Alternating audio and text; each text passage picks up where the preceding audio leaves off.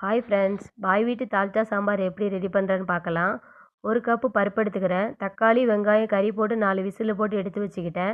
இப்போ மசாலா ரெடி பண்ணலாம்.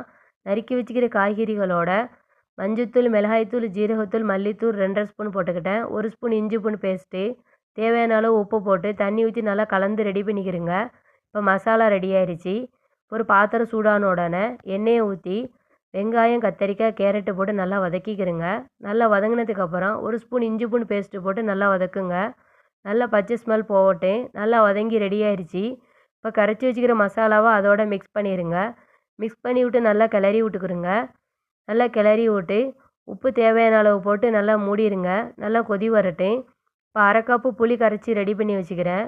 பருப்போடு அதையும் மிக்ஸ் பண்ணிக்கிறேங்க.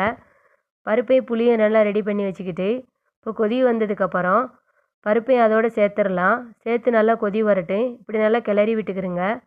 கொதி வந்து நல்லா கொதிச்சதுக்கப்புறம் ஃபைனலாக 1/2 கப்பு தேங்காய் பால் ஊற்றி ஸ்டவ் ஆஃப் பண்ணிடுங்க. சுவையான பாய் வீட்டு தால்ச்சா சாம்பார் ரெடி ஆயிடுச்சு. இப்போ தாளித்து வச்சுக்கிற எண்ணெய் மல்லி தலையை போட்டு இறக்கிடுங்க. சோறோடையும் சாப்பிடலாம், சப்பாத்தியோடையும் எடுத்துக்கிடலாம். சுவையான தால்ச்சா ரெடி ஆயிடுச்சு. ட்ரை பண்ணி பாருங்கள். வீடியோ பிடிச்சிருந்தா சப்ஸ்கிரைபர் பண்ணுங்கள்.